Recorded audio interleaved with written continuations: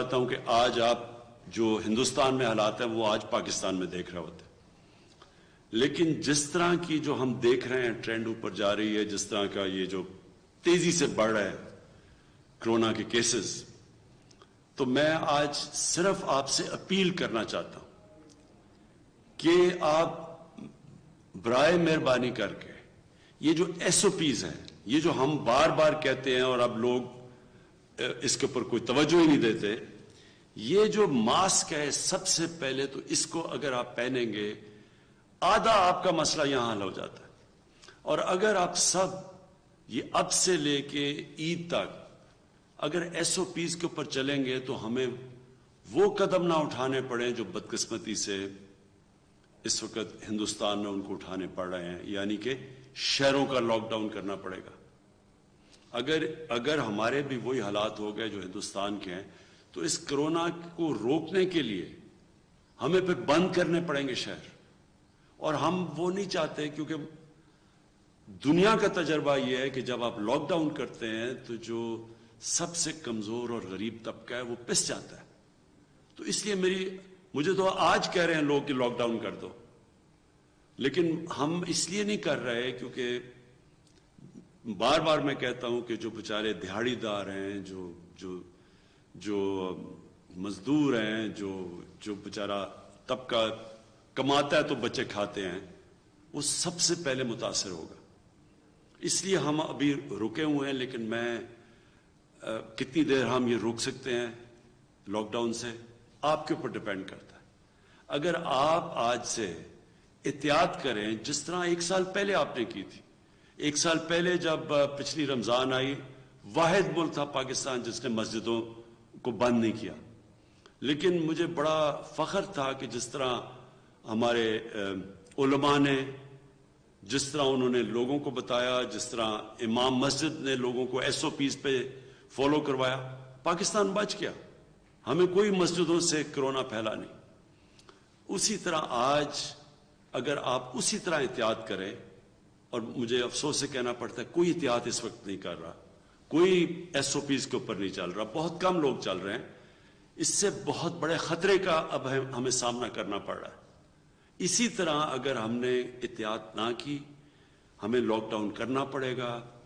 ہماری معیشت جو کہ اللہ کا کرم سے اس وقت اوپر جا رہی ہے اس کو نقصان پہنچے گا، دکانداروں کو نقصان پہنچے گا، فیکٹریز کو نقصان پہنچے گا، لیکن سب سے زیادہ نقصان بیچارے غریب لوگوں کو پہنچے گا.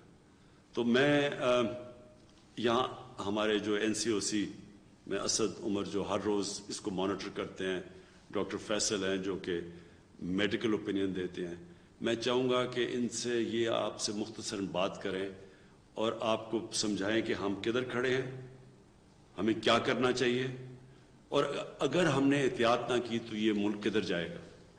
جی اسد. جی شکریہ وزیر اعظم صاحب. آج کے جو فیصلے ہوئے ہیں وہ میں بتانا چاہتا ہوں.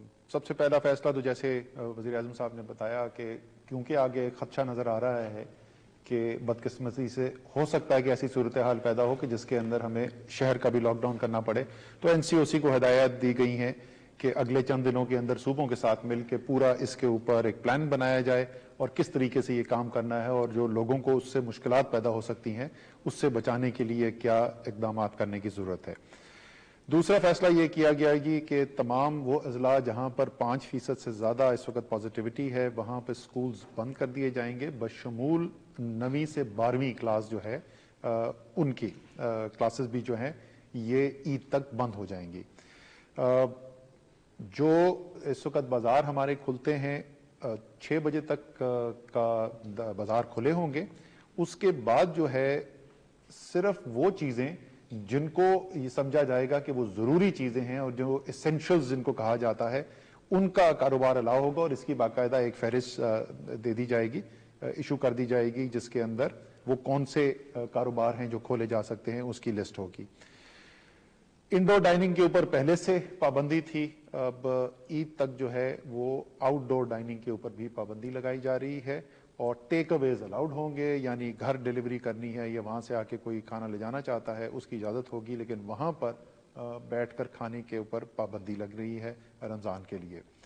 जिम्स जो हैं, इंडोर जिम्स जो हैं, उनके ऊपर पाबंदी लगाई जा रही है।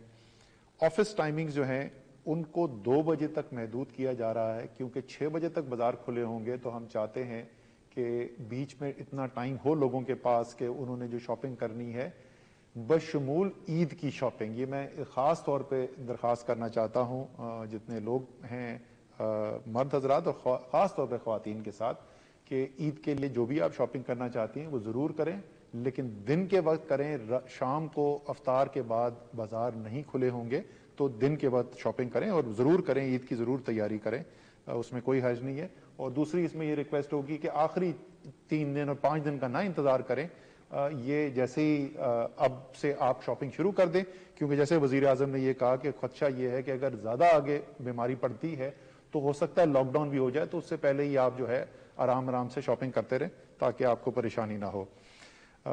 इसी तरीके से जो 50% वर्क फ्रॉम होम की पॉलिसी, यानी किसी भी दफ्तर के अंदर 50% से ज़्यादा लोग ना बुलाए जाएं एक दिन के अंदर, उस पॉलिसी की इम्प्लीमेंटेशन के ऊपर जोर दिया गया है।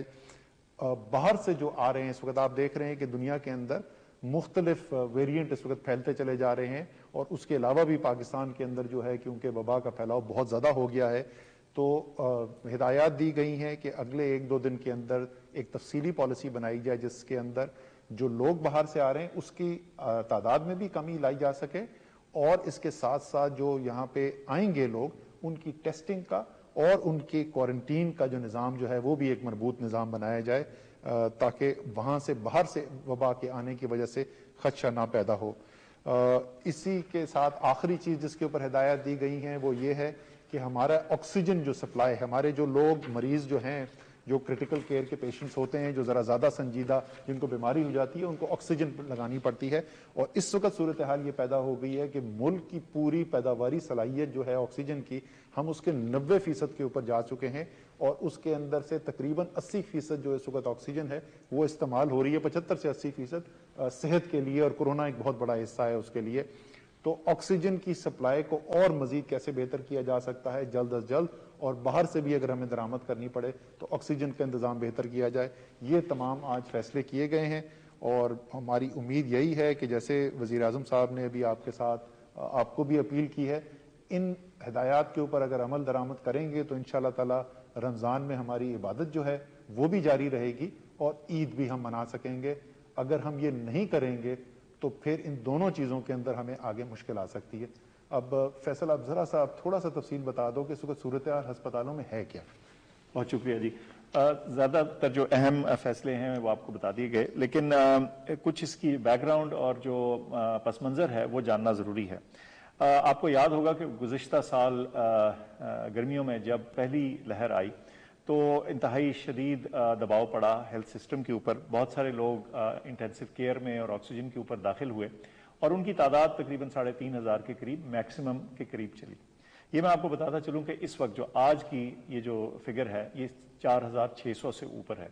तो हम पिछली दफ़ा की जो लहर है उससे बहुत ऊपर जा चुके हैं अपनी, अगर हम हेल्थ सिस्टम के ऊपर प्रेशर को मेजर करना चाहें। इसके अलावा जो % पॉजिटिविटी है वो लगातार 10% से ऊपर या उसके लगभग चल रहा है। इससे क्या पता चलता है? इससे ये पता चलता है कि हमारे मुआशरे में वबा का फैलाव जो है वो शदीद मौजूद है। हमारे बड़े बहुत से शहर हैं जहाँ जो % पॉजिटिविटी है वो 20% से भी ज़्यादा है, और हम ये भी देखने में नज़र आ रहा है कि कुछ ऐसे शहर जो अब तक जिनकी % पॉजिटिविटी कम थी वहाँ भी ये शरह बढ़ रही है। इस सारी बात का नतीजा ये है कि हमारे हेल्थ सिस्टम के ऊपर, हमारे डॉक्टर्स, नर्सेज और दीगर प्रोफेशनल्स के ऊपर और अस्पतालों के ऊपर ऐसा प्रेशर है जो खुदा न खास्ता ये एक लेवल से ऊपर ना चला जाए। और जैसे असद उमर साहब ने बताया कि साथ साथ हमारी जो ऑक्सीजन के ऊपर प्रेशर है वो भी खासा ज़्यादा है, और हम तकरीबन अपनी जो मेन कैपेसिटी है उसका 90% के करीब इस्तेमाल कर रहे हैं। तो इस सूरत हाल में, और ये वो पस मंज़र है जिसने हमें मजबूर किया है कि ये आज हम फर्दर कुछ सख्तियाँ अनाउंस करें। और जैसे आपने सुना कि वज़ीर आज़म ने जिक्र किया कि अगर हम इन पे अमल नहीं करते तो खुदा न खास्ता हम उस जगह ना पहुँच जाएँ जहाँ हमें वाकई एक लॉकडाउन करना पड़े, जो कि हमें दोहरी तकलीफ से हमकरार कर देगा। सो मेरी आप सबसे अपील है कि ये SOPs को अपनाएं और इसके ज़रिए अपनी सेहत और अपने घर वालों की सेहत और सारे मुआशरे की सेहत को बचाएं। बहुत शुक्रिया। अच्छा जी, आखिरी दो बातें। सबसे पहले कि मैंने पाकिस्तानी फ़ौज को भी कहा हुआ है कि वो अब SOPs को अमल में लाने के लिए वो भी हमारी लॉ इन्फोर्समेंट, हमारी पुलिस के साथ वो अब सड़कों पर निकलेंगे। क्योंकि हम अब तक कहते रहे हैं लोगों को कि SOPs पे चलो, लेकिन हम देख रहे हैं कि लोगों के अंदर ना कोई खौफ है, ना कोई एहतियात कर रहे हैं, और इसी की वजह से ये तेज़ी से ऊपर जा रहा है। तो अब से मैंने पाकिस्तानी फ़ौज को कहा कि वो भी आके हमारी पुलिस और लॉ इन्फोर्समेंट की मदद करे। आखिरी बात मैं ये कहना चाहता हूँ, ये भी लोग कहते हैं कि जी वैक्सीन पाकिस्तान में और ज़्यादा हमें करनी चाहिए और दुनिया का मसाले दे रहे हैं। हम पूरी कोशिश कर रहे हैं, जो मुल्क इस वक्त दे सकते हैं, जिनके पास एक्सेस है। पहले तो हिंदुस्तान ने इंटरनेशनली फैसला हुआ था कि हिंदुस्तान ने, क्योंकि सबसे दुनिया में दूसरे नंबर पे वो वैक्सीन बनाता है, लेकिन बदकिस्मती से उनके इतने बुरे हालात हैं कि वो अब किसी को नहीं दे रहा है सिवाय अपने मुल्क में, और उन्होंने शायद 2-3 मुल्कों को शुरू में दिए थे। चाइना से हमने मांगी हुई है वैक्सीन, लेकिन उनके ऊपर भी इतनी इस वक्त डिमांड आई हुई है। बाकी दुनिया में सारी जगह शॉर्टेज है। तो ये मैं आपको बता दूं कि वैक्सीन अगर आज हमारे पास आ भी जाती है, फिर भी ये 1 साल लगेगा इसका इम्पैक्ट पड़ने पे, कि आज से हम टीके लगाने शुरू भी करें तो ये नीचे आने में टाइम लगेगा। जिससे सबसे ज्यादा फर्क पड़ेगा वो जो हम SOPs की बात करते हैं, एहतियात की बात करते हैं। और मैं फिर से आखिर में ये कहूंगा कि जो सबसे बड़ी एहतियात है, जब ये मास्क पहन लेते हैं तो आधा मसला इधर हल हो जाता है। और जब भी आप अंदर, तो खास तौर पर कमरों में जब बैठे, सबको मास्क पहनने की हिदायत। और अब हम इन्फोर्स करेंगे, यानी अब हम इसके ऊपर पूरी तरह जोर लगाएंगे। हमारी पुलिस और पुलिस की मदद करेगी पाकिस्तानी फौज। मैं आखिर में ये उम्मीद रखता हूं कि आप अपनी एहतियात की वजह से ये जो वबा की जो कर्व ऊपर जा रही है, इसको रोकेंगे। क्योंकि जब तक कौम मिलकर नहीं इसके साथ मुकाबला करेगी, हम ये इससे नहीं जीत सकते। और पिछली बारी मुझे आज से 1 साल याद है, रमज़ान से पहले जिस तरह कौम ने SOPs पे अमल किया, शायद तब लोगों को ज़्यादा खौफ था इससे, और 1 साल के अंदर लोग थक भी गए हैं, फटीक भी आ गई है शायद इस वजह से। लेकिन उस टाइम में और इस टाइम में ज़मीन आसमान का फ़र्क है। अब बिल्कुल SOPs पे पिछले बारी के मुकाबले में शायद ही कोई अब अमल कर रहा है, लिहाजा अब हमें सख्ती करेंगे। और मैं ये उम्मीद रखता हूं कि अगर आप SOPs पे चलेंगे तो हमें फिर वो जो सबसे खौफनाक चीज़ है, शहरों का लॉकडाउन, वो हमें नहीं करना पड़ेगा। शुक्रिया। वज़ीर-ए-आज़म इमरान खान कौमी राबिता कमेटी के इजलास में इजहार ख्याल कर रहे थे। उन्होंने कहा कि भारत में कोरोना वायरस की वजह से सूरत